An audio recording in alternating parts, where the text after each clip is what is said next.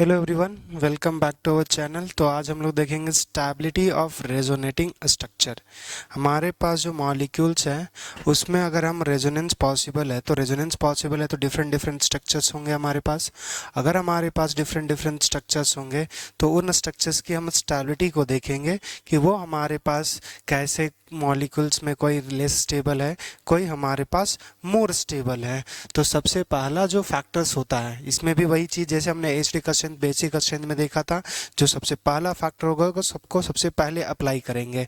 तो स्टेबिलिटी जो होगा वो हमारे पास ऑक्टेट जिस मॉलिक्यूल्स का कंप्लीट होगा उसकी स्टेबिलिटी ज़्यादा होती है, और उस ऑक्टेट में कंप्लीट में हमारे पास मॉलिक्यूल्स ऑक्टेट जो कंप्लीट होगा उस केस में हमारे पास वो न्यूट्रल भी हो सकता है या फिर हमारे पास आयनिक फॉर्म में हो सकता है। तो अगर ऑक्टेट कंप्लीट है, अगर न्यूट्रल है तो न्यूट्रल ज़्यादा स्टेबल होगा, अगर हमारे पास आयनिक है तो आयनिक लेस स्टेबल होगा। ये ऑक्टेट कंप्लीट केस में है। अब जिसका ऑक्टेट इनकम्प्लीट होगा उसकी स्टेबिलिटी हमारे पास कम, तो इनकम्प्लीट जो ऑक्टेट होगा उसकी स्टेबिलिटी हम बोल सकते हैं कि वो कम होगी। तो वो इन्वर्सली हमारे पास इन्वर्सली प्रोपोर्शनल हो जाएगा, इन्वर्सली प्रोपोर्शनल हो जाएगा। नेक्स्ट अब हमारे पास क्या है वो देखें। अगर हमारे पास अगर आयन देखो ऑक्टेट कंप्लीट है तो न्यूट्रल और आयनिक होगा। अब यहाँ से दूसरा समझना, इनकम्प्लीट ऑक्टेट होगा तो मतलब हमारे पास आयनिक होगा। जैसे कार्बन के केस में अगर हमारे पास ऑक्टेट इनकम्प्लीट है तो एक न्यूट्रल भी होता है जिसमें हमारे पास कार्बन फॉर्म होगा। तो अगर मोस्टली क्या होता है कि अगर हमारे पास आयनिक होगा तो आयनिक में कैसे देखेंगे उस चीज़ को बात करेंगे। तो आयनिक मतलब किसी उस पर पॉजिटिव नेगेटिव चार्ज होगा। तो पहला ये देखेंगे किस पे चार्ज है, किस एटम पे हमारे पास चार्ज है, और किस एटम पे चार्ज है। अगर पॉजिटिव चार्ज है तो इलेक्ट्रोनेगेटिव के इन्वर्सली प्रोपोर्शनल होगा कि जो चार्ज होना चाहिए वो लेस इलेक्ट्रोनेगेटिव पे होना चाहिए, और अगर मोर इलेक्ट्रोनेगेटिव पे है तो अनस्टेबल है। और हमारे पास अगर नेगेटिव चार्ज है तो वो इलेक्ट्रोनेगेटिव के डायरेक्टली प्रोपोर्शनल होना चाहिए। दूसरा, अगर हमारे पास पहले तो देखेंगे किस एटम पे चार्ज है, दूसरी बात देखेंगे डिस्टेंस। अच्छा, यहाँ पे कार्बोकेटायन और कार्बन आयन की स्टेबिलिटी आप लोग बताए थे, हम लोग देखा था कि पॉजिटिव चार्ज होगा इलेक्ट्रोनेगेटिव का डायरेक्टली इन्वर्सली रेजोनेंस, फिर हमारे पास आएगा फिर मेसोमेरिक हाइपर कंजुगेशन इंडक्टिव। अगर ये इलेक्ट्रोनेगेटिव से अगर हमारे पास डिफरेंस ना निकले तब वो आगे देखेंगे, मगर ज़रूरत जनरली नहीं पड़ता। दूसरा हमारे पास है कि डिस्टेंस, किस पे चार्ज है उसके बाद देखेंगे डिस्टेंस। तो डिस्टेंस पे हमारे पास अगर सेम चार्ज है, मतलब पॉजिटिव पॉजिटिव की बात करें, नेगेटिव नेगेटिव की बात करें, तो सेम चार्ज ये याद रख सकते हो कि सेम चार्ज अट्रैक्ट करते हैं या रिपेल रिपेल करते हैं। अगर रिपेल करेंगे तो डिस्टेंस ज़्यादा होना चाहिए, तो stability directly proportional to distance. मान के चलो दो लोग एक दूसरे के दुश्मन हैं। अगर दुश्मन है तो यहाँ से हम बोल सकते हैं कि अगर वो दुश्मन होंगे तो जितना दूर दूर रहें उतना हमारे पास बेहतर, जितना करीब लेकर आओगे उतना ज़्यादा प्रॉब्लम। दूसरा, अगर अपोजिट चार्ज होंगे, पॉजिटिव नेगेटिव होगा, नेगेटिव पॉजिटिव होगा, तो उस केस में जितना अपोजिट चार्जेस के बीच क्या होता है हमारे पास अट्रैक्शन। अगर अपोजिट चार्जेस के बीच जो अट्रैक्शन होगा तो स्टेबिलिटी क्या होगा, इन्वर्सली प्रोपोर्शनल टू हमारे पास डिस्टेंस। जितना क्लोज डिस्टेंस होगा, अगर सबसे क्लोज है सबसे अगल बगल में रहेगा तो पॉजिटिव नेगेटिव क्या बना लेगा, पाई बॉन्ड ही बना लेगा। तो इसलिए हमारे पास अपोजिट चार्ज के बीच डिस्टेंस मिनिमम होना चाहिए। ये हमारे पास फैक्टर्स हैं। अब आगे बढ़ते हैं। देखो यहाँ से अब हमारे पास दो मॉलिक्यूल्स दिया हुआ है, गौर से देखना। ये हमारे पास है acetic acid CH3 C double bond OH। अब ये O हमारे पास रेजोनेट करेगा तो ये पाई बॉन्ड्स हमारे पास टूटेगा। तो यहाँ पे भी ऑक्टेट कंप्लीट है और यहाँ पे भी ऑक्टेट कंप्लीट है। अगर दोनों में ऑक्टेट हमारे पास कंप्लीट है तो फिर देखो ये न्यूट्रल है और ये आयनिक है, तो न्यूट्रल के केस में हमारे पास स्टेबिलिटी क्या होगी, ज़्यादा होगी एज कंपेयर टू आयनिक। दूसरा, अब यहाँ से देखो इस मॉलिक्यूल्स हमारे पास है मेथ एथ प्रो ब्यूट, हमारे पास ब्यूट 2 डाइन। तो अगर हमारे पास ब्यूट 2 डाइन जो दिया हुआ है इसमें रेजोनेंस पॉसिबल है, पर देखो इसका ऑक्टेट हमारे पास कंप्लीट है। यहाँ पे कार्बन पे पॉजिटिव कार्बन पे पॉजिटिव, तो इन दोनों में हमारे पास इनकम्प्लीट ऑक्टेट है, इनकम्प्लीट ऑक्टेट। अगर इनकम्प्लीट ऑक्टेट है तो कंप्लीट वाला ऑक्टेट ज़्यादा स्टेबल होगा, तो फर्स्ट सबसे ज़्यादा स्टेबल, सेकंड और थर्ड लेस स्टेबल होगा। अब देखो यहाँ से पॉजिटिव चार्ज कार्बन पे ही है और नेगेटिव चार्ज भी कार्बन पे है यहाँ पे, तो सेम जिस पे चार्ज है वो दोनों आइडेंटिकल, तो डिफ्रेंशिएटिव डिफरेंशिएटिव फैक्टर नहीं है, तो डिफरेंशिएटिव फैक्टर फिर क्या जाएगा, डिस्टेंस। यहाँ देखो अपोजिट चार्ज के बीच डिस्टेंस कम है, यहाँ अपोजिट चार्ज का डिस्टेंस ज़्यादा है, तो ज़्यादा रहेगा तो इन्वर्सली प्रोपोर्शनल था अपोजिट चार्ज का जो स्टेबिलिटी होगा, तो हमारे पास थर्ड लेस स्टेबल हो जाएगा, सेकंड मोर स्टेबल हो जाएगा। नेक्स्ट अब यहाँ से देखो, यहाँ पे इस मॉलिक्यूल्स में हमारे पास, यहाँ से देखें ये न्यूट्रल फॉर्म है, ऑक्टेट कंप्लीट है, ये आयनिक फॉर्म है, ऑक्टेट कंप्लीट है, तो न्यूट्रल और आयनिक में हमारे ज़्यादा स्टेबल कौन होगा, न्यूट्रल, तो न्यूट्रल मोर स्टेबल, आयनिक लेस स्टेबल हो जाएगा। नेक्स्ट देखना, अब यहाँ से देखो हमारे पास कुछ मॉलिक्यूल्स दिया हुआ है, जैसे बेंजोइड, क्यूनोनाइड, क्यूनोनाइड, देखो ये हमारे पास फिनाइल का फ्यूज रिंग है, तो अगर हमारे पास ये इस जैसा, इसको फिनोफ्थलीन बोलते हैं, तो यहाँ पे जो मॉलिक्यूल्स है, यहाँ देखो ये बेंजीन जैसा दिख रहा है, ये क्यूनिलीन जैसा दिख रहा है, ये क्यूनिलीन जैसा दिख रहा है। देखो यहाँ से बेंजीन हमारे पास ये हो गया, क्यूनिलीन इसको बोलते हैं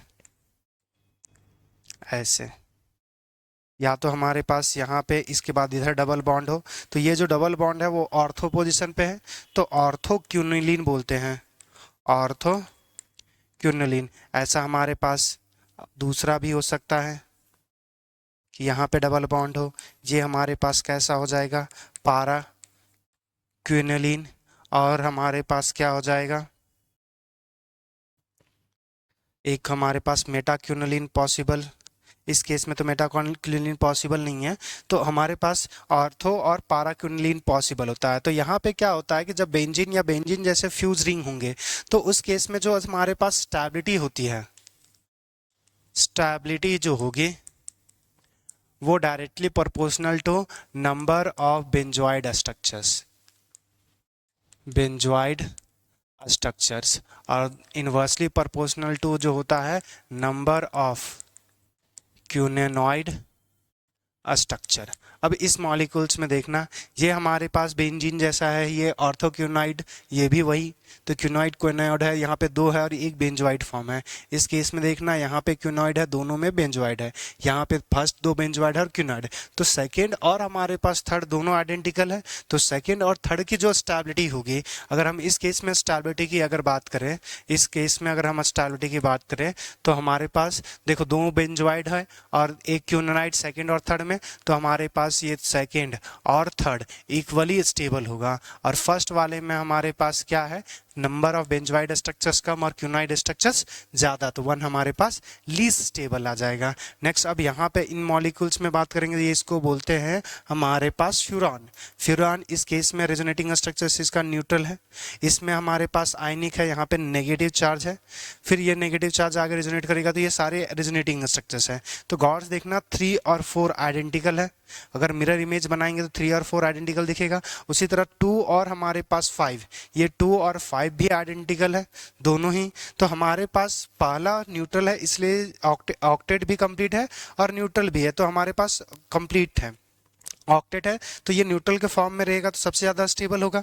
दूसरा हमारे पास इनका भी ऑक्टेट कंप्लीट है, बस क्या है कि ये आयनिक फॉर्म में, तो आयनिक वाले लेस स्टेबल होंगे। अब दूसरा देखो, पॉजिटिव चार्ज ऑक्सीजन पे ही, नेगेटिव चार्ज कार्बन पे ही है, तो अगर ये हमारे पास चार्ज सेम ही पर है, तो फिर देखेंगे डिस्टेंस, सबसे क्लोजेस्ट डिस्टेंस हमारे पास देखो ये 3 और 4 में है, 3 और 4 दोनों तो आइडेंटिकल ही हैं, तो 3 और 4 हमारे पास ये ज़्यादा स्टेबल हो गया। उसके बाद देखो यहाँ पे डिस्टेंस बढ़ गया हमारे पास 2 और 5 में, तो 2 और 5 हमारे पास लेस स्टेबल हो गया।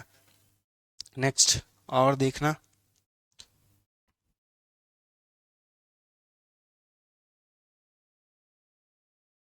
इस क्वेश्चंस को देखना, फिर से वही चीज़ है कि यहाँ पे अगर हम बात करेंगे तो ये इसका भी ऑक्टेट कंप्लीट, यहाँ पे ऑक्टेट भी कंप्लीट है, बस ये आयनिक है और ये हमारे पास न्यूट्रल है, तो ये ज़्यादा स्टेबल हो गया। इस केस में हमारे पास ऑक्टेट कंप्लीट है, सॉरी ऑक्टेट कंप्लीट है और आयनिक फॉर्म है, बस प्रॉब्लम क्या है, यहाँ पे जो चार्ज है वो कार्बन पे है और यहाँ पे ऑक्सीजन पे, तो ऑक्सीजन मोर इलेक्ट्रोनेगेटिव, तो नेगेटिव चार्ज ऑक्सीजन पे रहना चाहेगा, तो इसलिए हमारे पास ये फॉर्म स्टेबल है। दूसरा इस रिंग में बात करेंगे तो इसमें ऑक्टेट हमारे पास इनकम्प्लीट है, इनकम्प्लीट ऑक्टेट है, और इस केस में ऑक्टेट कंप्लीट है, तो अगर कंप्लीट है तो हमारे पास कंप्लीट वाला सबसे पहले स्टेबल होगा।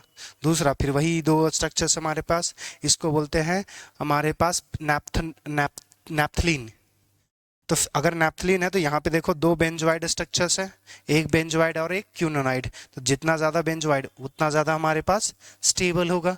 तो ये हमारे पास रेजोनेटिंग स्ट्रक्चर्स की स्टेबिलिटी होगी। अभी हम लोग कुछ और एक दो क्वेश्चंस करेंगे ताकि हमारे पास और बेहतर से आइडिया लगा पाएंगे।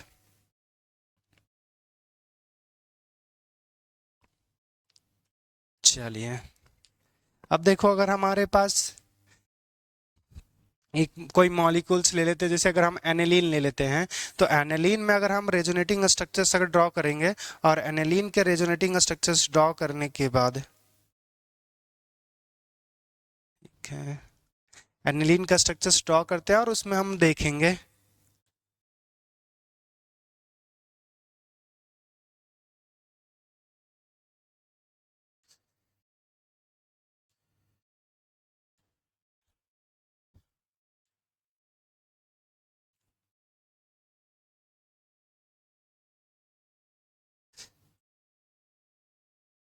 हमारे पास एनिलीन,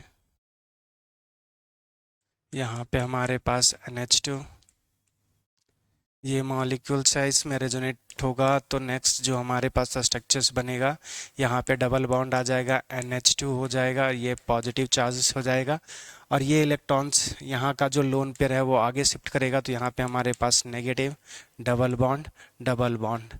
इसके बाद जो हमारे पास स्ट्रक्चर्स बनेगा,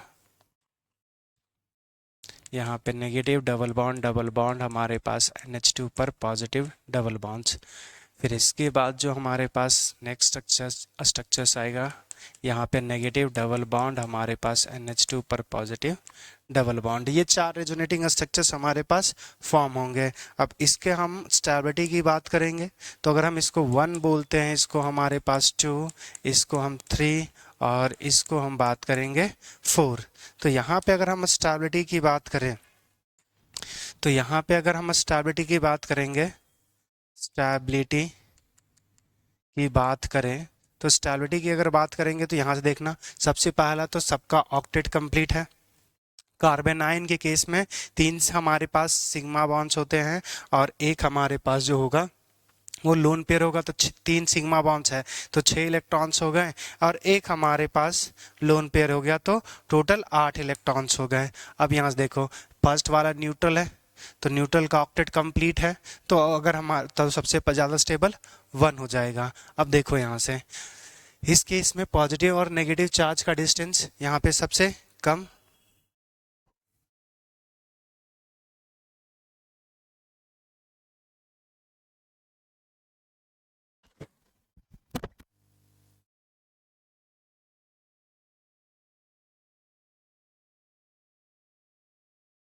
हमारे पास फर्स्ट ज़्यादा स्टेबल देखो 2 और हमारे पास 5 दोनों आइडेंटिकल हैं। अगर आइडेंटिकल है तो हमारे पास 2 और 5 हमारे पास दोनों, सॉरी 2 और 4 का जो स्ट्रक्चर अगर आइडेंटिकल, स्टेबिलिटी भी सेम होगा, डिस्टेंस भी हमारे पास पॉजिटिव नेगेटिव का सबसे कम है 2 और 5 में।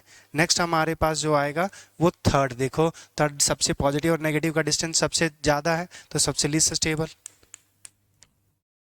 एक और हमारे पास ओपन चेन का कंसिडर कर लेते हैं।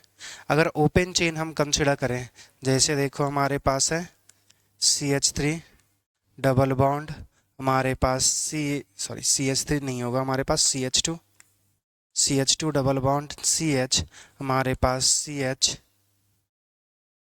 डबल बॉन्ड CH, हमारे पास यहाँ पे कंसिडर कर लेते हैं C ट्रिपल बॉन्ड N। अगर इसके रेजोनेटिंग स्ट्रक्चर्स हमारे पास दिए हुए हैं, तो ये जो पहला बनेगा CH2 डबल बॉन्ड CH, हमारे पास CH, ये बॉन्ड टूटेगा, यहाँ पे नेगेटिव, ये बॉन्ड टूटेगा तो यहाँ पे हमारे पास C डबल बॉन्ड N पे नेगेटिव।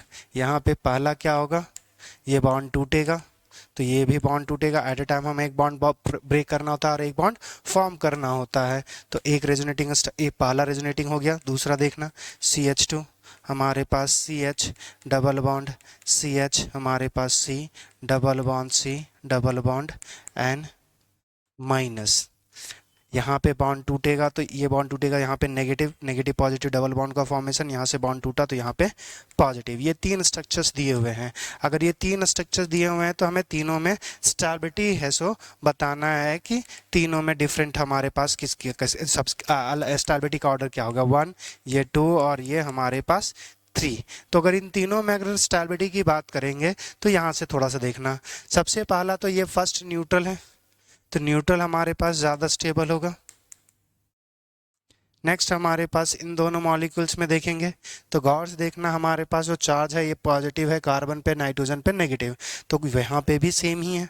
अब यहाँ से देखना, जो पॉजिटिव नेगेटिव अगर दोनों सेम ही एटम पे है तो उसके बाद क्या देखेंगे कि हमारे पास डिस्टेंस कितना, तो ये डिस्टेंस मिनिमम है और डिस्टेंस मैक्सिमम है। तो हमारे पास न्यूट्रल की वजह से तो 1 की स्टेबिलिटी सबसे ज़्यादा हो गई। 2 और 3 में हमारे पास 2 में डिस्टेंस जो है अपोजिट चार्ज का वो कम है, तो 2 की स्टेबिलिटी ज़्यादा हो जाएगी और उसके बाद सबसे लीस्ट स्टेबल जो होगा वो 3rd आ जाएगा। तो ये हमारे पास स्टेबिलिटी का सीक्वेंस होगा। एक और क्वेश्चन करते हैं, उसके बाद हमारे पास स्टेबिलिटी ऑफ रेजोनेटिंग स्ट्रक्चर्स को यहीं पे खत्म करेंगे। चलो, हमारे पास जो मॉलिक्यूल्स है, अब कुछ दूसरा स्ट्रक्चर्स ले लेते हैं। कोई हमारे पास,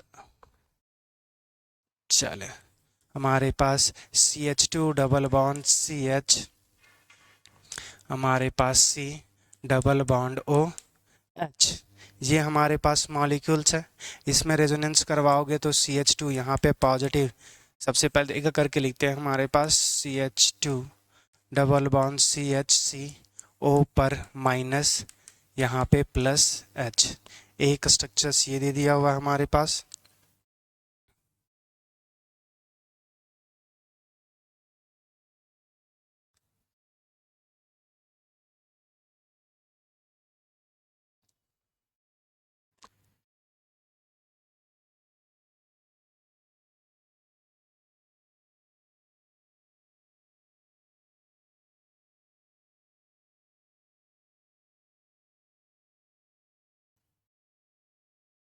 ये हुआ क्या है, चलो कोई नहीं। एक स्ट्रक्चर हमारे पास ये दिया हुआ है, दूसरा स्ट्रक्चर दिया हुआ है CH2 C double bond CH, C O पर पॉजिटिव, यहाँ पे नेगेटिव, यहाँ पे H। दूसरा स्ट्रक्चर लिखा हुआ है CH2 डबल बॉन्ड, हमारे डबल बॉन्ड को तोड़ा हुआ है CH COH, यहाँ पे पॉजिटिव, यहाँ पे नेगेटिव। दूसरा दिखा हुआ है CH2 पॉजिटिव CH, यहाँ पे negative C double bond OH। ये हमारे पास कुछ रेजोनेटिंग स्ट्रक्चर्स दिए हुए हैं और आपको आइडेंटिफाई करना है ये फर्स्ट, ये सेकेंड, थर्ड, 4 और 5 के बीच स्टेबिलिटी का सीक्वेंस। तो सबसे पहला देखो, हमारे पास पहला केस ये न्यूट्रल है। न्यूट्रल हमेशा ज़्यादा स्टेबल होगा और ऑक्टेट भी कंप्लीट है। दूसरे स्ट्रक्चर्स पे आएंगे तो यहाँ देखो, कार्बन पे जब भी पॉजिटिव चार्ज आएगा तो वो हमारे पास इनकम्प्लीट ऑक्टेट है। इनकम्प्लीट हमारे पास इनकम्प्लीट ऑक्टेट है, तो इनकम्प्लीट हमारे पास लेस स्टेबल होगा। दूसरा हमारे पास इसमें भी इनकम्प्लीट है, इनकम्प्लीट है हमारे पास, इस केस में भी इनकम्प्लीट है और इस केस में भी इनकम्प्लीट है। तो अगर इनकम्प्लीट है तो ये फर्स्ट हमारे पास सबसे ज़्यादा स्टेबल आ जाएगा, फर्स्ट की स्टेबिलिटी ज़्यादा।